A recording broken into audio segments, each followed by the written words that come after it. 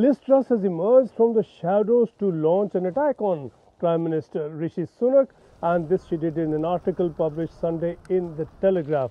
And this follows on from Boris Johnson. So now two former Prime Ministers really determined not to let the present one be. The knives are out. Liz Truss has said in her article that, and this is an article that has surprised everyone really, we all thought that she was into a sort of a shameful retreat into silence, but now she says that her policies were right. Policies of low tax to build growth, that these were conservative policies, and she was on the right path, in the right direction, but she just went about it the wrong way. She does acknowledge that.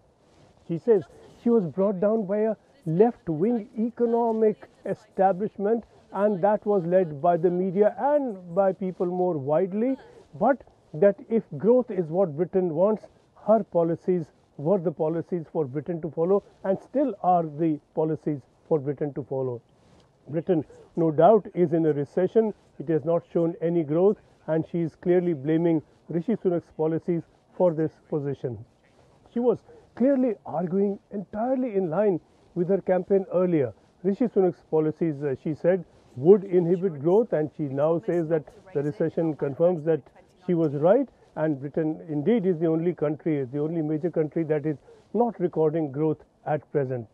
What she really is trying to suggest is that the Conservative Party needs to follow conservative policies under a truly conservative leader. And she said this straight after a Boris Johnson interview in which he said that Sunak must cut taxes to boost growth, and that the Conservatives will win the next election because they would have cut taxes after saying earlier that he would lead the party into the next election. Clearly, he is pointing the direction in which he thinks the party should go.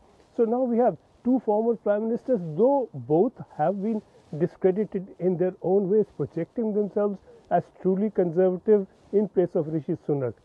What matters, of course, is that the party members are the ones who will decide who will lead the party into the next election, and this kind of statement by one and then the other is making the case for either one or the other.